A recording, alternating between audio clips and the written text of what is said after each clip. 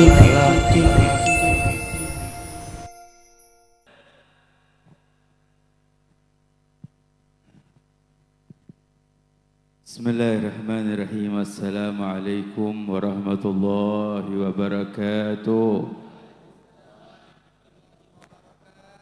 Alhamdulillah alladzi hadana li hadza wa ma kunna linahtadiya laula an hadana Allah.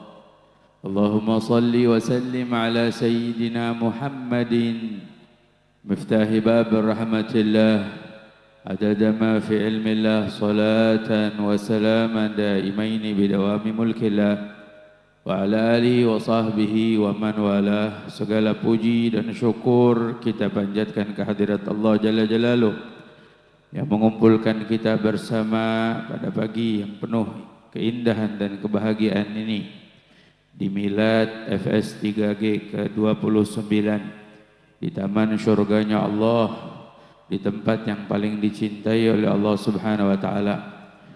Dan juga salawat serta salam tidak lupa kita haturkan kepada kekasih kita, panutan kita, teladan kita, jantung hati kita, kebanggaan hati kita, baginda Nabi kita Muhammad sallallahu alaihi wasallam beserta keluarga besarnya dan seluruh sahabatnya, juga para pengikutnya hingga hari kiamat. Yang kita hormati, kita muliakan, kita cintai para guru-guru kita tercinta, para alim ulama, para kiai, para sepuh, para tokoh masyarakat. Kita doakan guru-guru kita semua senantiasa Allah beri panjang umur, Allah berikan kesehatan, keafiatan, dan apa yang guru-guru kita ajarkan, bimbing kepada kita menjadi ilmu yang manfaat untuk kita dunia dan akhirat. Dan juga segenap pengurus Masjid Al-Hidayah, segenap pengurus FS 3G yang saya hormati, saya muliakan, kita doakan mereka Allah beri panjang umur, kesehatan, keafiatan, dimudahkan segala langkahnya untuk berjuang di jalan Allah. Dan para hadirin hadirat jamaah FS 3G, mudah-mudahan Allah beri panjang umur, Allah beri kesehatan, Allah berikan keafiatan, Allah mudahkan segala urusannya, Allah kabulkan hajatnya. Kita yang hadir di sini, apabila ada yang sakit tidak keluar dari sini, mudah-mudahan Allah angkat penyakit kita. Yang memiliki masalah barakah majelis ini, mudah-mudahan Allah angkat masalah kita, dimudahkan segala urusan kita. Yang memiliki kesempitan, Allah luaskan rezeki kita.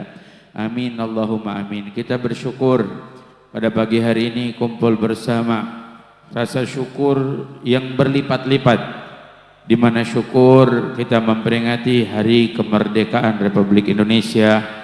Kemudian juga kita bersyukur dengan Milad FS 3G. Mudah-mudahan rasa syukur kita atas nikmat Allah, Allah tambahkan lagi nikmatnya untuk kita.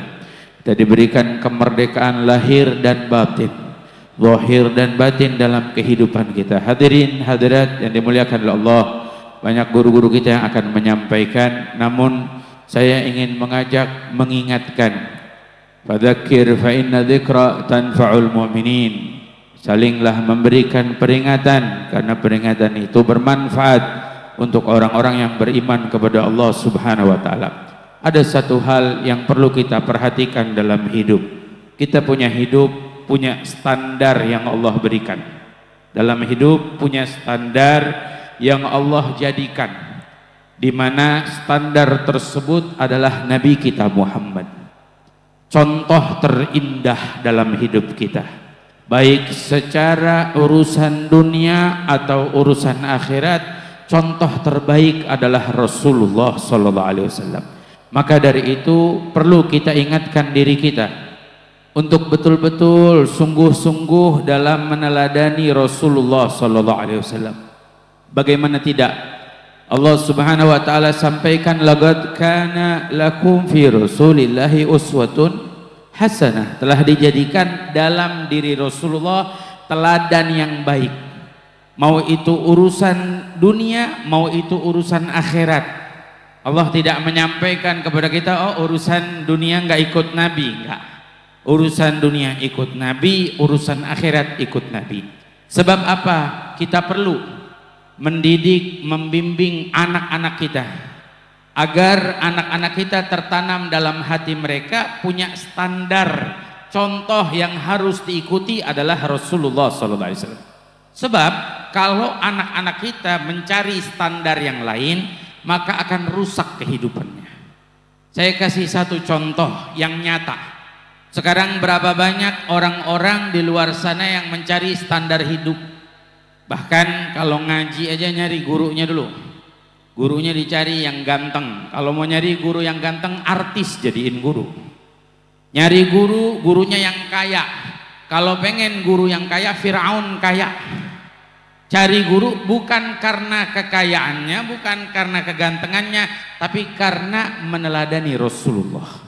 Kita ikut dengan para kiai, para ulama, para habaib karena mereka mengikuti langkahnya Nabi. Fubitu ala gadamir Rasul wa sahbihi wa tabi'ina lahum fasal wa tatabba'i wa madaw ala qasdi sabili ilal ula gadaman ala gadamin bijidin auza'i. Menetapkan langkah kita di langkah Rasulullah. Lihatnya kemana? Lihatnya ke para sahabat. Sahabat lihatnya dari mana? Dari tabi'in yang ikut sahabat, ikut Rasulullah. Terus lihatnya kemana? Para ulama yang mengikuti tabi'in terus menerus sampai sahabat, sampai kepada Rasulullah. Ini yang kita ikuti, ini yang kita teladani. Makanya mohon maaf kalau ada guru atau ustadz atau muallim atau kiai atau habib yang tidak ngikutin Rasulullah, kita nggak mengikuti mereka. Kita ikut kepada mereka karena mereka ikut jalannya Nabi Muhammad SAW. Ini standar hidup. Dalam urusan dunia, saya kasih contoh. Dalam kehidupan, kita semua punya kehidupan masing-masing. Nggak semua dari kita kaya, semua orang kaya. Nggak semua orang punya, nggak semua orang punya. Hidup kita masing-masing, ada yang Allah kasih lebih, ada yang Allah kasih kurang. Dan contohnya Rasulullah sudah mencontohkan. Rasulullah sudah memberikan gambaran bagaimana Rasulullah SAW dalam kehidupannya ketika Nabi SAW punya satu lembah isinya kurma, pohon kurma punya Rasulullah satu lembah. Kalau kita bilang sejati apa nih? Ini biasanya jati apa namanya nih? Bekasi nggak jauh dari jati soalnya. Kalau nggak jati pondok, bener ya? Jatisari, Sejatisari isinya pohon kurma. Nabi pernah punya. Tapi Nabi SAW itu menyedekahkan satu lembah, disedekahin tanpa pikir-pikir. Dan bicara kehidupan Nabi nggak punya. Nabi 3 bulan dapur Nabi nggak masak apa-apa.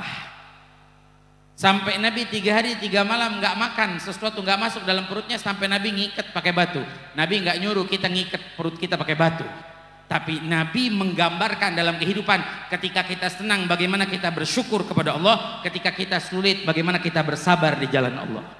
Sebab mohon maaf, kalau orang-orang zaman sekarang menjadikan standar orang yang kaya, mereka mau berkehidupan seperti mereka orang kaya. Berapa banyak anak-anak perempuan nggak mau nyari suami kecuali yang kaya. Melihat, oh si Anu suaminya orang kaya, ya si Anu memang rezekinya dia dari Allah Ta'ala. Lah kita masing-masing punya rezeki. Kalau kita ngikutin standar kehidupan orang, rusak hidup kita. Masing-masing kita punya standar, contoh standar kita Rasulullah SAW. Sehingga apa? Tidak terjadi kerusakan. Karena kalau orang menjadikan standar di luar Rasulullah, contoh mereka siapa? Yang diidolakan anak-anak kita, pemain bola atau artis, Masya Allah, mereka sukses, mereka kaya, mereka punya. Sehingga tumbuh di hati anak-anak kita yang setiap hari menyaksikan, yang satu lagi pamer mobilnya, yang satu lagi pamer rumahnya, yang satu lagi pamer kekayaannya, pada kepengen jadi orang kaya, kalau rezekinya nggak kaya, maksain. Maksainnya dengan apa? Minjem online. Nggak jauh-jauh habis minjem online, judi online. Ngarepin punya duit 10.000 dapatnya 100 juta, kan namanya ngehayal. Punya duit 10.000 narok katanya dapat 100 juta. Dan ini fatal, sangat fatal. Apa dimasalahkan? Permasalahan ini terjadi karena apa? Karena keinginan memenuhi standar hidup yang bukan standar hidupnya, tapi standar hidup orang lain yang ingin dijadikan dalam kehidupannya. Sehingga apa? Rusak hubungan orang. Yang sekarang dalam hal seperti ini bukan 1-2 orang. Kalau kemarin sampai ada orang bilang sama saya, ini uang muter di judi online itu 1 triliun. Saya mohon maaf, kemarin ketemu bos triplek di Magelang. Dia bilang sama saya, Bib, uang yang muter di judi online bukan 1 triliun tapi 48 triliun. Jangan bingung Bapak Ibu kalau sekarang dagang susah, banyak nggak pada belanja, duitnya muter di judi online. Karena apa? Di situ banyak orang yang ngadu nasib pengen jadi orang kaya. Pengen ngehidupin, memenuhi standar kehidupannya, sehingga apa? Rusak, hancur. Nggak sampai di situ, ada yang lebih buruk lagi. Berita sedih, dan ini mesti menjadi evaluasi buat kita. Sampai ada dari mereka anak-anak muda yang ingin memenuhi standar hidup, mengikuti mereka orang-orang yang kaya yang sukses, sampai mereka menjual diri mereka untuk punya uang. Ini nyata dan ini banyak. Kalau kita tidak membuat solusi, menanamkan cinta di hati mereka, para masyarakat kita, untuk meneladani Rasulullah, mengikuti Rasulullah SAW, ya udah, yang diikutin yang seperti itu akhirnya merusak kehidupannya. Itu dalam urusan dunia, begitu juga urusan akhirat. Bicara urusan akhirat, apalagi standar kita Nabi Muhammad.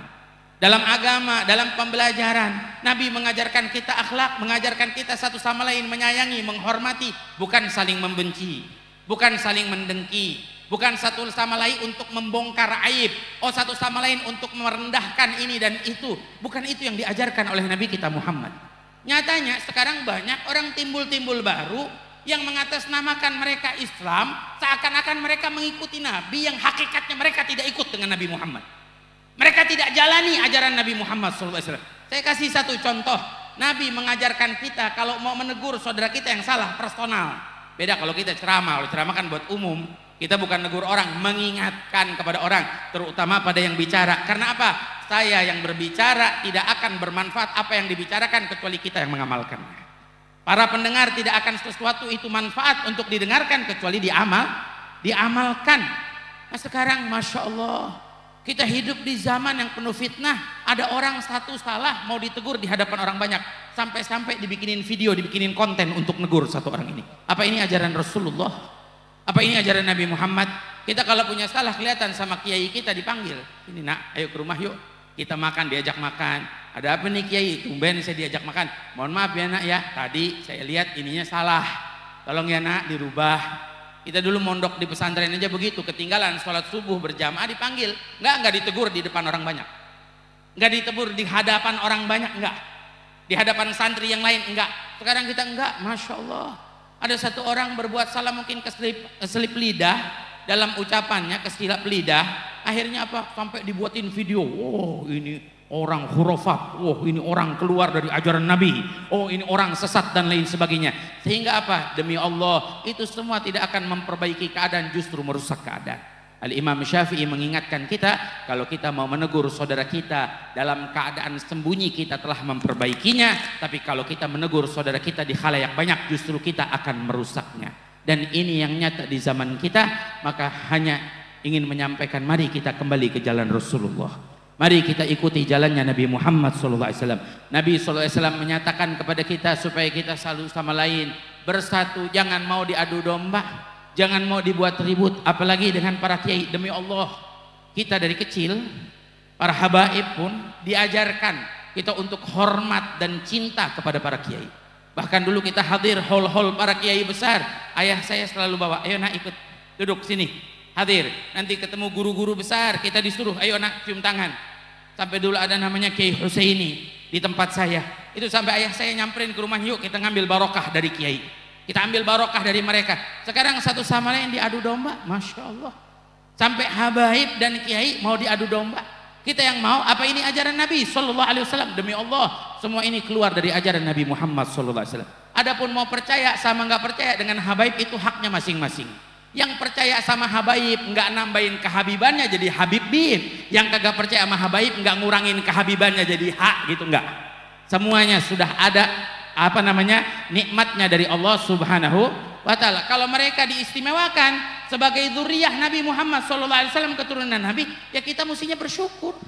Terakhir saya kasih satu pertanyaan. Ini udah kelebihan 3 menit nih, Haji Maulana udah ngeliatin saya, dikasihnya cuma 10 menit. Saya mau tanya Pak, kalau kita punya tetangga dikasih nikmat sama Allah pergi haji, kita girang apa kita kesel? Tetangga kita mau pergi haji nih, kita girang apa kita kesel? Kita girang, kita doain, ya Allah mudah-mudahan Allah lancarin perjalanannya, Allah mudahin. Enggak, kita kesel, kenapa dia yang pergi haji? Kenapa enggak saya? Lah kan ini karunia dari Allah. Ini kan pilihan Allah, bukan milih kita, bukan minta. Semuanya nggak ada yang minta, nggak ada yang milih. Semua adalah pemberian dari Allah Subhanahu wa Ta'ala. Malah kalau bisa kita doain, kita ngomong, Masya Allah, mudah-mudahan Allah kasih selamat ya. Nanti kalau nyampe sana doain saya ya. Doain saya biar saya juga bisa sampai ke sana pergi haji. Beginilah kita mengungkapkan rasa syukur atas nikmat dari Allah Subhanahu wa taala. Jangan sampai ada titik kebencian. Mohon maaf saya sampaikan, jangankan kepada para habaib atau kepada para kiai atau kepada para ulama, kepada sesama kita saja tidak boleh kita menanamkan kebencian. Apalagi kepada mereka orang-orang yang soleh. Kita nggak tahu ibadah mereka tiap malam, kebaikan mereka yang mereka lakukan, yang bisa jadi menjadi doa dari mereka yang diijabah oleh Allah. Mudah-mudahan Allah Subhanahu wa taala perbaiki keadaan kita.